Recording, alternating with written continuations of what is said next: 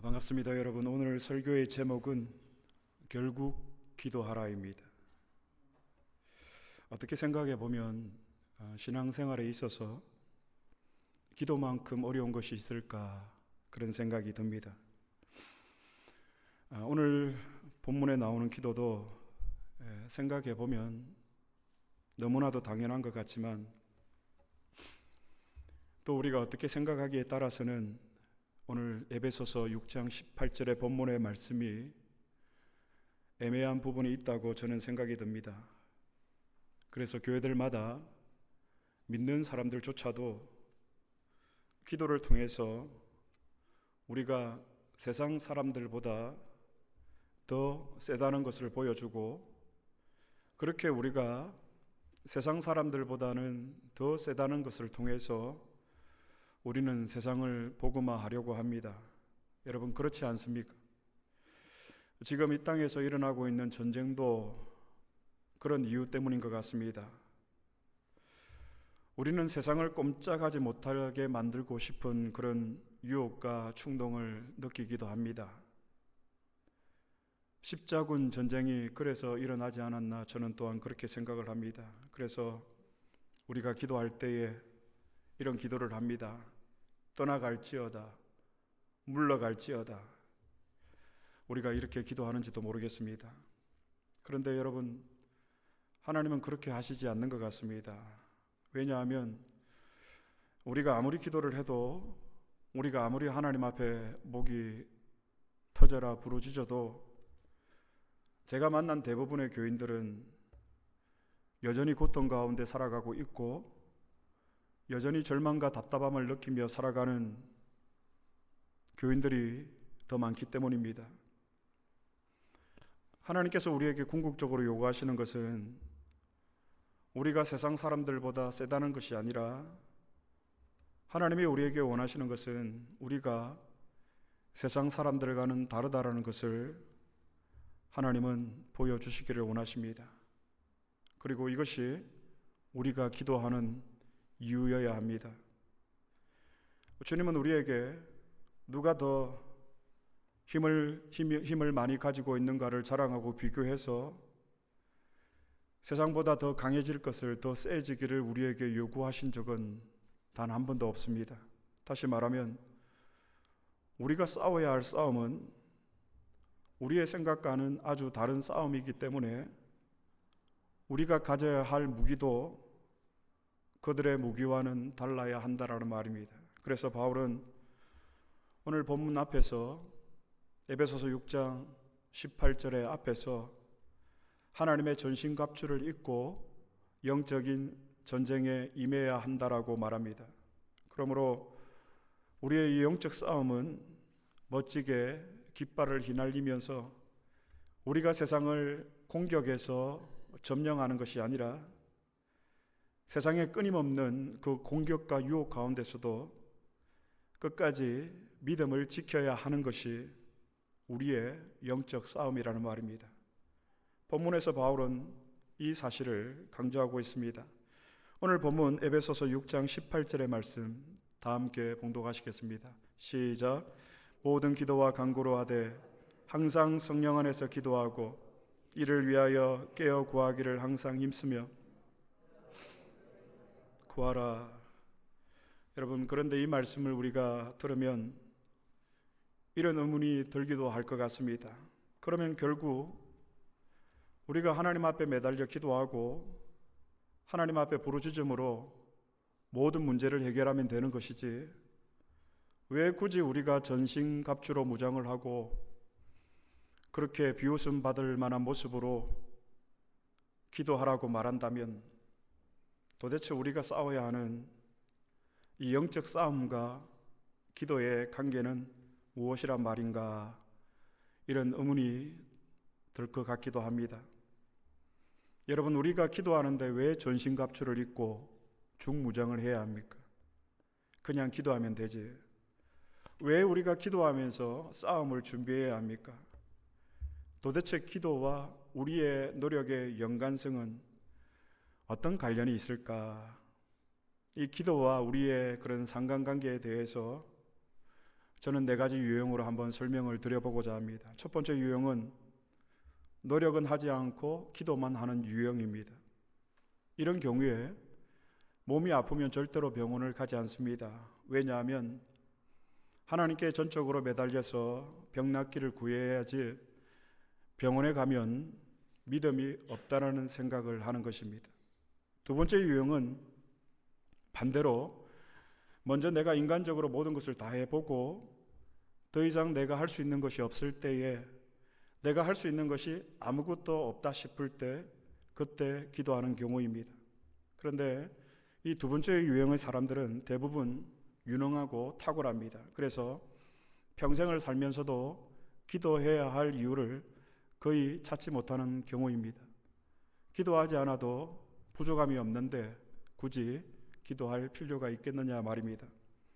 첫 번째 유형은 여러분 너무 기도에 의존하는 유형이라면, 두 번째 유형은 너무 기도를 하지 않는 유형입니다. 세 번째 유형은 하나님과 인간의 관계를 동력의 관계로 생각하는 유형입니다. 이런 이야기들을 여러분들은 들어보셨을 것입니다.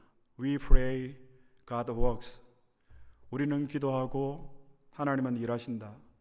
참 좋은 말입니다. 하지만 이 말에 함정이 있다고 저는 생각을 합니다. 하나님과 우리의 관계가 조건의 관계라는 것입니다. 기도가 전제된 하나님과 우리의 조건의 그런 관계라는 말입니다. 여러분, 우리가 현재 누리고 있는 것들은 그러면 우리가 다 기도해서 하나님으로부터 얻은 것들입니까? 저는 사실 저의 건강을 두고 그렇게 많이 기도하지 않습니다. 그런데 제가 이렇게 건강함을 누리고 있습니다. 자녀들의 진로를 위해서 거의 기도하지 않습니다. 자녀들의 믿음을 위해서 기도하지만 생계를 위해서도 그렇게 기도하지 않습니다. 그러면 제가 기도하지 않았음에도 불구하고 제가 누리고 있는 모든 것들은 어떻게 된 것입니까? We pray, God works. 우리는 기도하고 하나님은 일하신다. 물론 맞는 말이고 이 말을 누가 했는지는 저는 잘 모르겠습니다만, 얼마나 신자들이 기도를 하지 않았으면 이런 구호를 외쳐서라도 기도의 동력을 이끌어내려고 했을까, 저는 그렇게 생각을 합니다. 하나님의 사랑은 조건부가 아닙니다. 우리는 그래서 하나님의 사랑을 무조건적인 사랑이라고 그렇게 말합니다. 그래서 세 번째 유형은 마치 우리가 무거운 가구를 옮길 때 한쪽은 내가 들겠습니다, 다른 한쪽은 하나님이 들어주셔야 합니다, 이렇게 도움을 구하는 것이 기도라고 생각하는 유형입니다. 대부분 많은 교인들이 이 세 번째 유형에 해당이 된다고 저는 말하고 싶습니다. 마지막 네 번째 유형은 최선을 다하지만 동시에 철저히 하나님을 의지하는 유형입니다. 이런 유형은 아무리 하나님 앞에 기도를 해도 하나님이 들어주시지 않는 것 같아서 너무 답답하고 힘이 들 때도 있습니다. 그런데 그 어려운 시간들이 다 지나고 나서 돌아보면 내가 한 것은 하나도 없고 모든 것이 다 하나님이 하신 것 같습니다. 사무엘상에 보면 다윗이 골리앗과 싸우기 전에 사울 왕을 찾아갑니다. 그리고 왕에게 자신이 골리앗과 싸우게 해달라고 간청을 합니다. 그때 다윗이 이 왕에게 내가 얼마나 유능한 사람인지를 사울 왕에게 말하기를, 내가 아버지의 양을 지키기 위해서 곰의 수염을 잡고 사자의 발톱에서 양들을 구했습니다, 왕이여 라고 이야기합니다. 내가. 그런데 그 말을 하고 난 다음에 다윗이 고백하는 말이 참 재미있습니다. 성경을 한번 찾아볼까요? 사무엘상 17장 34절로 35절의 말씀입니다. 다 함께 한 목소리로 봉독하시겠습니다. 시작. 다윗이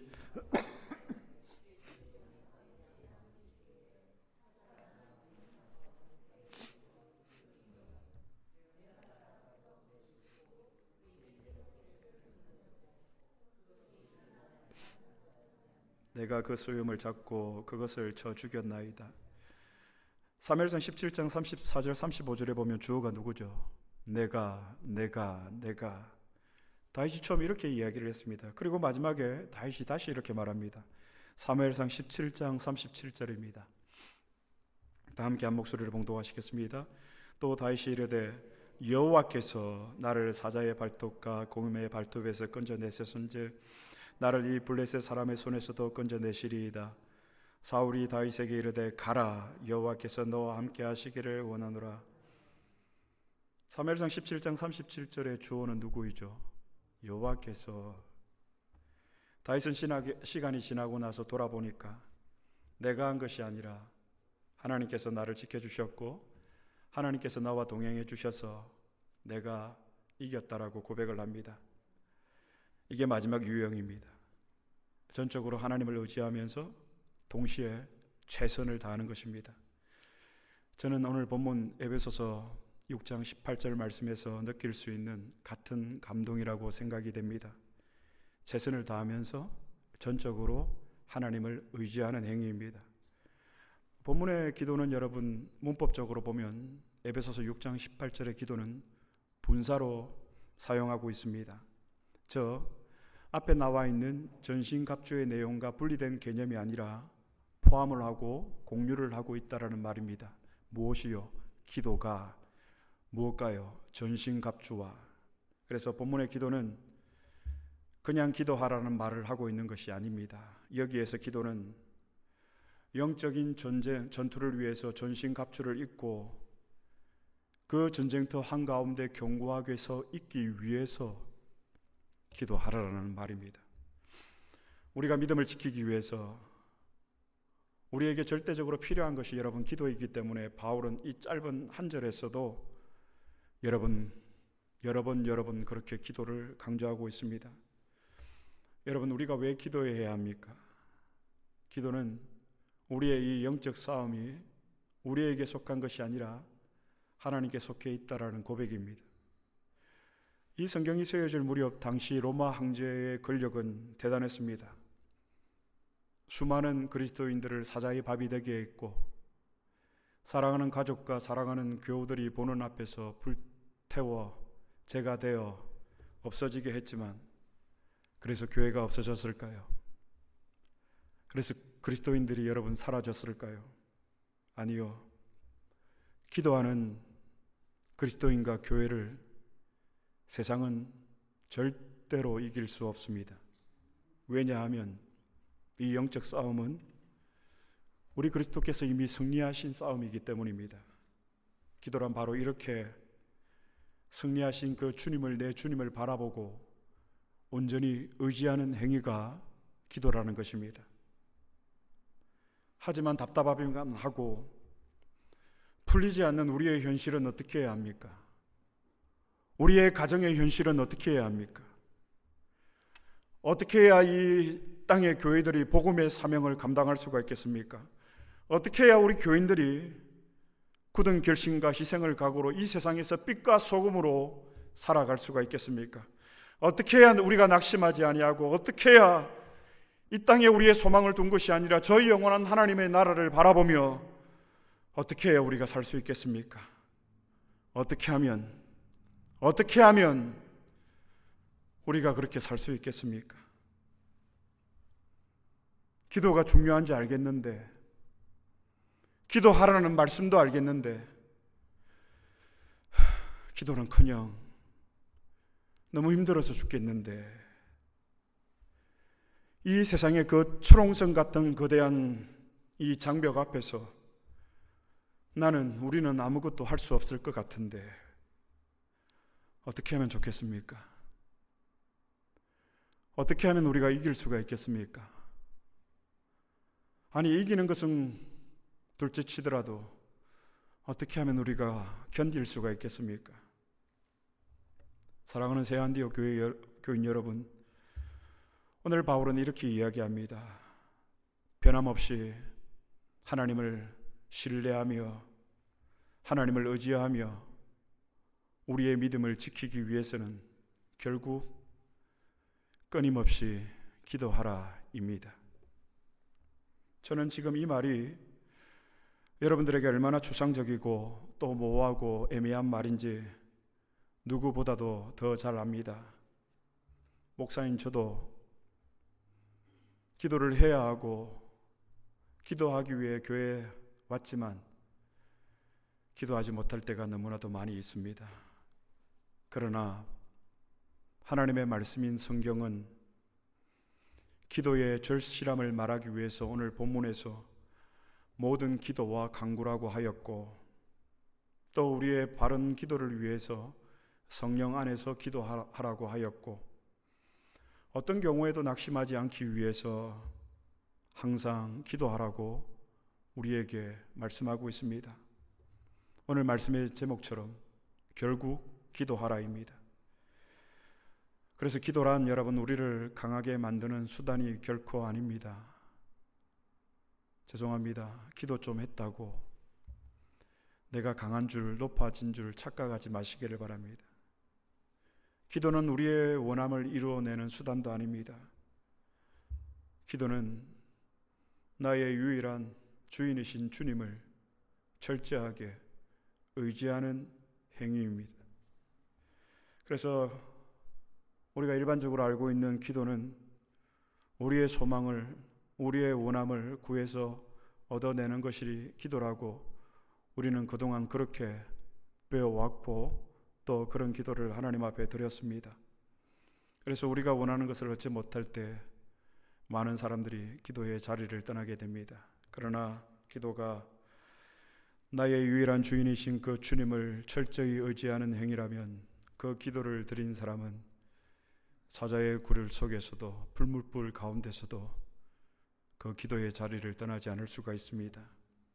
그래서 기도는 하나님의 뜻을 찾고 그 기도를 통해서 하나님의 뜻을 알아가는 것은 우리의 신앙생활에 굉장히 중요한 일입니다. 왜냐하면 하나님의 뜻을 우리가 알아야만, 분별해야만 우리의 삶에서 우리가 겪게 되는 여러 가지 선택들을 우리가 올바르게 결정할 수 있도록 기도는 우리를 도와줍니다.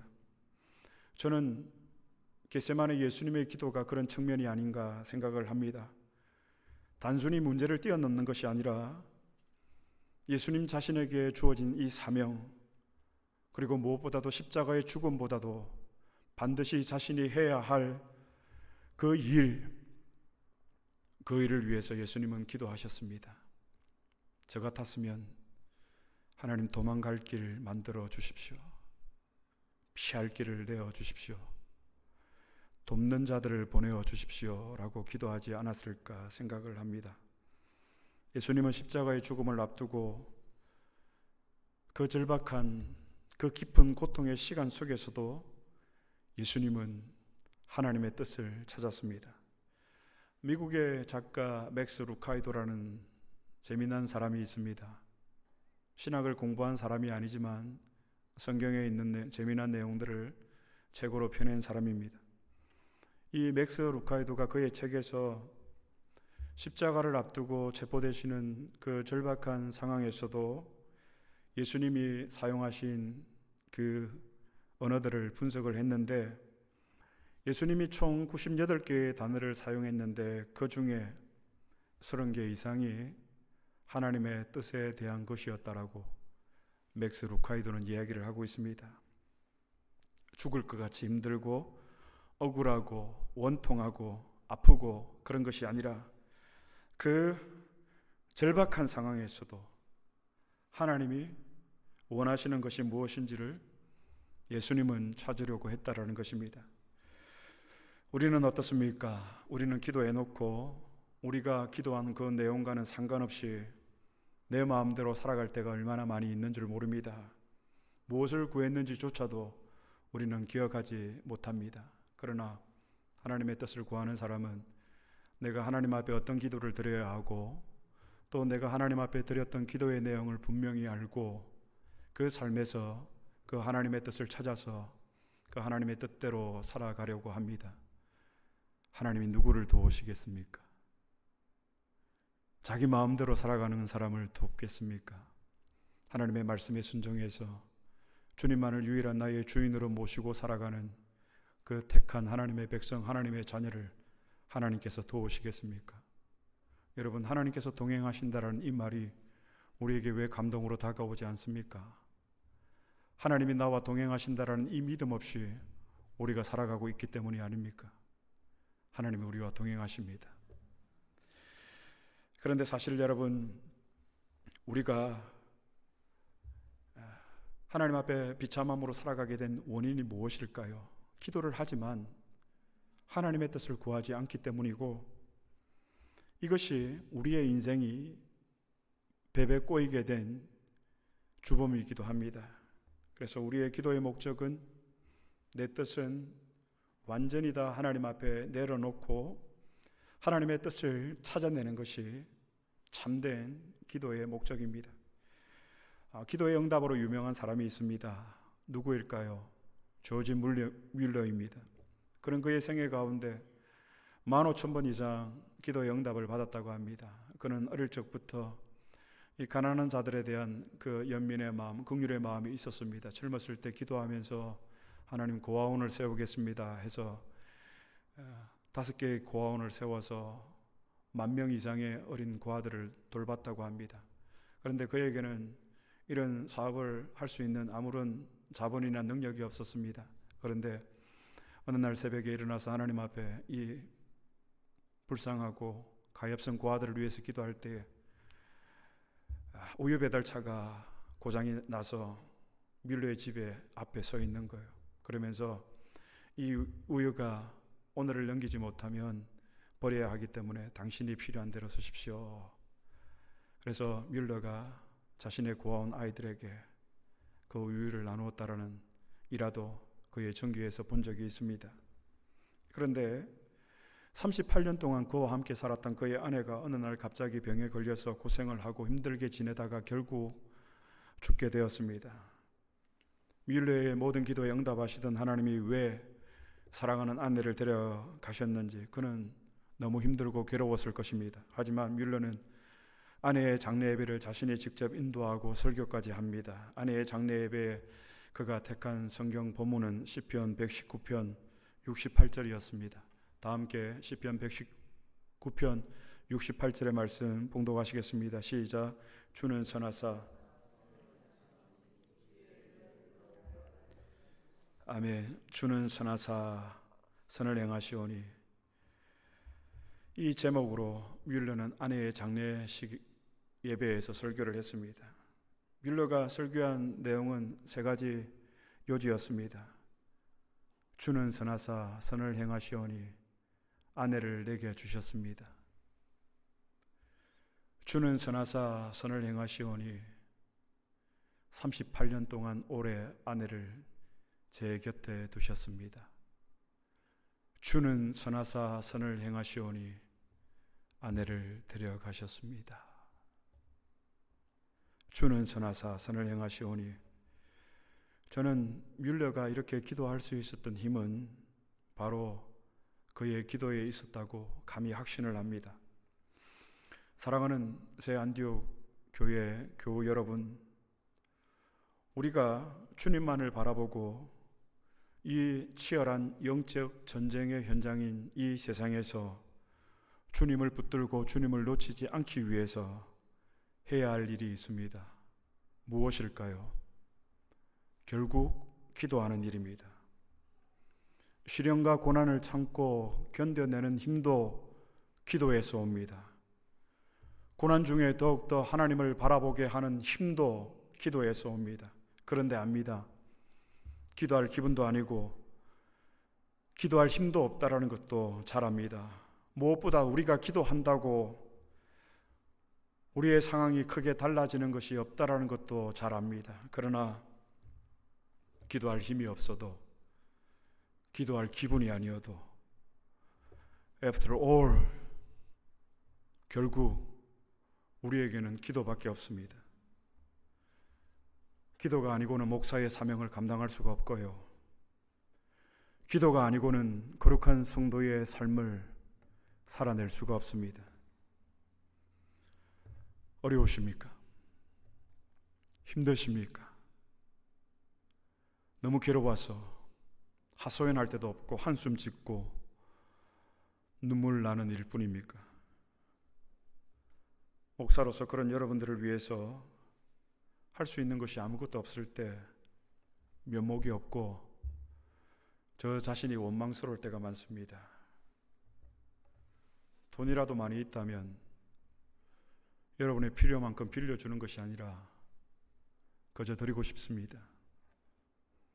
여러분이 아플 때 예수님처럼 기도하면 12회를 혈류증으로 병으로 앓던 여인이 고침을 받고 38년 된 병자가 일어서고 하는 그 기적들이 일어나면 좋겠지만 저에게는 그런 능력도 없습니다. 그럼에도 오늘 감히 하나님의 말씀을 맡은 말씀의 사역자로서 여러분들에게 권면합니다. 우리가 이 영적 전쟁 가운데서 굳건하게 서 있고 주님 오시는 그날까지 거룩한 신부로 견뎌낼 수 있는 그 힘은, 그리고 끝까지 우리가 해야 할 일은 결국 기도뿐입니다. 바라기는 더 이상 기도하라는 이 외침을 더 이상 제가 여러분들에게 하지 않게 되기를 바랍니다. 왜냐하면 기도는 우리의 호흡이기 때문입니다. 이 기도가 끊어지고 이 기도가 멈추는 순간 우리는 영적인 전쟁에서 패할 수밖에 없습니다. 그래서 결국 오늘 사도 바울은 에베소서 6장 18절의 말씀을 통해서 그럼에도 결국 기도하라입니다.